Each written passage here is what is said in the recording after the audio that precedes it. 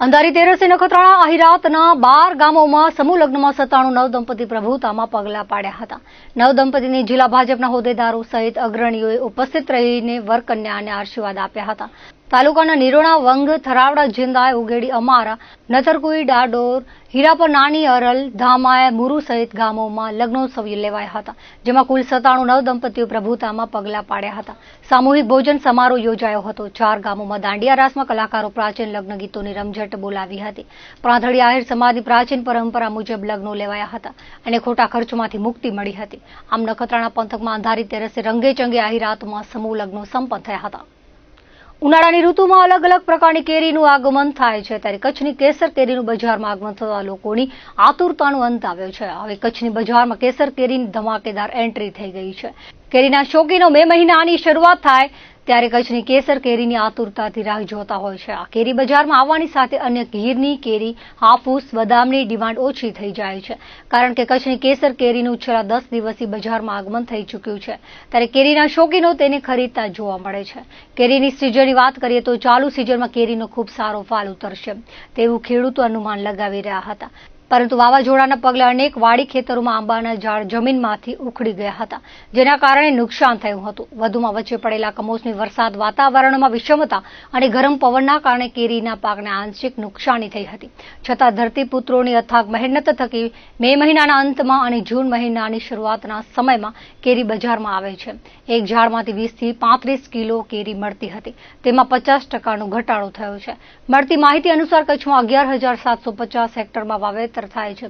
તેમાં કમોસમી વરસાદ અને વાવાઝોડાના લીધે કેરીના બગીચામાં 30 થી 40% જેટલી નુકસાની થતા આ વર્ષે માલ ઓછો આવ્યો છે. ગત વર્ષની તુલનાએ 70 થી 80,000 મેટ્રિક ટન ઉત્પાદન સામે અંદાજિત 50 થી 55,000 મેટ્રિક ટન જેટલું જ ઉત્પાદન બજારમાં જોવા મળશે. કેરીની વિશિષ્ટતા અંગે વેપારીઓએ જણાવ્યું હતું કે કચ્છી કેસર કેરી સ્વાદમાં રસદાર અને મીઠાશથી ભરપૂર હોય છે, જેના કારણે માર્કેટમાં ખૂબ વધારે માંગ હોય છે. જથ્થાબંધ બજારમાં 70 થી 80 રૂપિયા કિલો વેચાતી કેરી છૂટક બજારમાં ગુણવત્તા મુજબ 80 થી 100 રૂપિયા પ્રતિ કિલો વેચાઈ રહી છે. ઉપરાંત મુંબઈ, દિલ્હી, બેંગ્લોર, કોલકાતા, હૈદરાબાદ સહિતના રાજ્યો સાથે વિદેશોમાં જ્યાં ભારતીયો અને પટેલોની વસ્તીવાળા દેશોમાં નિકાસ થતી હોય છે. આમ ફળોના રાજા કચ્છી કેસર કેરીની કચ્છની બજારમાં ધમાકેદાર એન્ટ્રી થઈ ચૂકી છે. કચ્છમાં નોંધાયેલા 2,71,411 પરમિટ ધારકોના 11,67,534 સભ્યોને પ્રધાનમંત્રી ગરીબ કલ્યાણ અન્ન યોજના અંતર્ગત સસ્તા અનાજની દુકાનેથી નિઃશુલ્ક અનાજ વિતરણ કરવામાં આવે છે. ત્યારે હાલ પરમિટ ધારકના તમામ સભ્યોને કેવાયસી કરાવવાના હોવાથી 9,39,185 સભ્યો કેવાયસી કરાવી લીધું છે, જ્યારે 2,28,349 લોકોનું કેવાયસી બાકી છે, જેથી તેઓનો અનાજનો જથ્થો બ્લોક કરવામાં આવ્યો છે. કુલ 19.56% લોકોના હજુ પણ કેવાયસી કરવાના બાકી છે. ગરીબ અને મધ્યમ વર્ગને સરકાર દ્વારા સસ્તા અનાજની દુકાનેથી નિઃશુલ્ક અનાજનું વિતરણ કરવામાં આવી રહ્યું છે.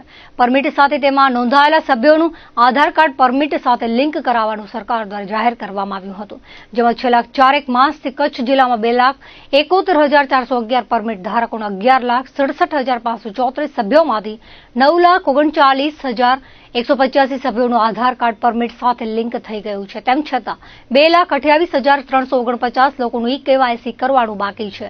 4 માસનો સમયગાળો આપ્યો છતાં પરમિટ ધારકોએ પોતાના સભ્યોના કેવાયસી થયા નથી, જેથી તંત્ર દ્વારા તેઓના અનાજનો જથ્થો હાલ સ્થગિત કરવામાં આવ્યો છે. લોકો કેવાયસી કરાવવા માટે મામલતદાર સહિતની કચેરીઓમાં લાઈનો લગાવી રહ્યા છે, તો સસ્તા અનાજના દુકાનદારો દ્વારા પણ પરમિટ ધારકોની કેવાયસી કરાવી લેવા માટે સમજણ આપવામાં આવી રહી છે. સરકાર દ્વારા પરમિટ ધારકોમાં નોંધાયેલા સભ્યો પૈકી જે સભ્યોના કેવાયસી હશે તેવા સભ્યોની ગણતરી કરીને સસ્તા અનાજની દુકાનેથી રાશન વિતરણ કરવામાં આવી રહ્યું છે. સરકાર દ્વારા આ વખતે મે અને જૂન માસનું રાશન વિતરણ કરવામાં આવ્યું હતું, જેમાં માસના પ્રથમ 15 દિવસ મે માસનું અને બાકીના 15 દિવસ જૂન માસનું રાશન પરમિટ ધારકોને અપાયું હતું. આ જ રીતે હવે જૂન માસમાં પણ પરમિટ ધારકોને જુલાઈ અને ઓગસ્ટ માસનું રાશન અપાશે, એટલે કે એક માસમાં 2 માસનું રાશન અપાશે. તેમાં પ્રથમ 15 દિવસ જુલાઈ માસનું અને બાકીના 15 દિવસ ઓગસ્ટ માસનું રાશન પરમિટ ધારકોને અપાશે. કચ્છ કલેક્ટર આનંદ પટેલ મુન્દ્રા મામલતદાર કચેરી આવી પહોંચ્યા હતા. પ્રાંત અધિકારી ભગીરથસિંહ ઝાલા અને મામલતદાર કલ્પનાબેને કલેક્ટર આનંદ પટેલનું સ્વાગત કર્યું હતું. કલેક્ટર આનંદ પટેલની મુન્દ્રાની આજે રૂટીન મુલાકાત હતી.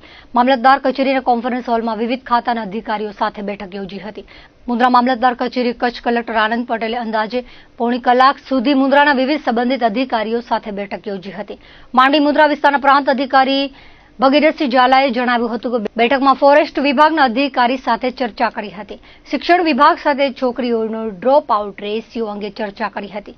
મુન્દ્રા બારોઈ નગરપાલિકા સાથે જળ સંચય અંગે પ્રી મોન્સૂનની કામગીરી તેમજ દબાણો અંગે ચર્ચા કરી હતી. બેઠકમાં ટીડીઓ અનિલ ત્રિવેદી, પીજીવીસીએલના મહેશ મોદી, પોલીસ મુન્દ્રાના પીઆઈ રાકેશ ઠુમ્મર, માર્ગ મકાન વિભાગના ફેની સેઠિયા, નાયબ મામલતદાર કટારા તેમજ વિવિધ વિભાગના અધિકારીઓ હાજર રહ્યા હતા. માનનીય કલેક્ટર શ્રી કચ્છ પટેલ સાહેબ મુન્દ્રા તાલુકાની વિઝિટે પધાર્યા હતા. તેમને વિવિધ અધિકારીઓ, સંકલનના જેટલા પણ અધિકારીઓ તાલુકાના છે તેમની સાથે બેઠક કરી અમને તેના વિભાગોના પ્રશ્નો જાણ્યા તથા દરેક વિભાગને પોતાની માર્ગદર્શન પૂરું પાડ્યું. તેમાં ખાસ કરીને આઈસીડીએસ છે, હેલ્થ છે, એમને જમીનના કોઈ ફાળવણીના પ્રશ્નો હોય, ફોરેસ્ટને એમના વિશેના પ્રશ્નો તથા નગરપાલિકાને જે છે જળ સંચય, પ્રી મોન્સૂન એક્ટિવિટીઝ તથા દબાણ બાબતની કાર્યવાહી કરવા માટેનું સૂચન કર્યું. એના સિવાય શિક્ષણ વિભાગને જે ડ્રોપ આઉટ રેશિયો છે બાળકીઓનો ખાસ કરીને એ જાણી અને એમાં મિનિમમ ડ્રોપ આઉટ રેશિયો આવે એ સંદર્ભે સૂચન કર્યું. મુન્દ્રા મધ્યે દર વર્ષની જેમ આ વર્ષે પણ બાવા ગોર પીરની દરગાહ ત્રિદિવસીય ધાર્મિક ઉર્ષ યોજાયો હતો. ઉર્ષમાં કચ્છ સૌરાષ્ટ્રમાંથી બહોળી સંખ્યામાં લોકો ઉમટ્યા હતા.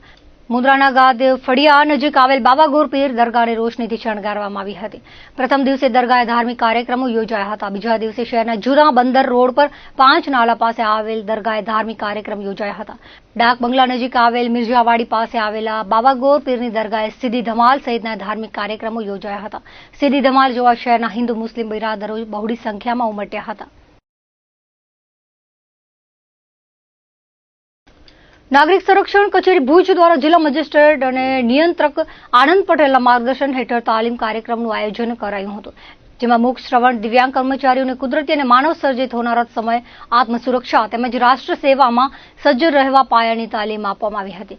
કચ્છ નાગરિક સંરક્ષણ કચેરી દ્વારા નવચેતન અંધજન મંડળ ખાતે 150 દિવ્યાંગ બાળકો માટે કાર્યક્રમ યોજાયો હતો. નાગરિક સંરક્ષણ દળ દરેક નાગરિકને પાયાની તાલીમ આપવા પ્રત્યે કટિબદ્ધ છે. તાલીમમાં વેલ્સપન કંપનીના અંજાર પ્લાન્ટ ખાતે નોકરી કરતા 100 જેટલા શ્રવણ દિવ્યાંગ કર્મચારીઓએ ભાગ લીધો હતો. તાલીમ દરમિયાન ચિરાગ ભટ્ટ દ્વારા નાગરિક સંરક્ષણનો હેતુ, તેનું મહત્વ અને તેની 12 સેવાઓ વિશે વિગતવાર માહિતી આપવામાં આવી હતી.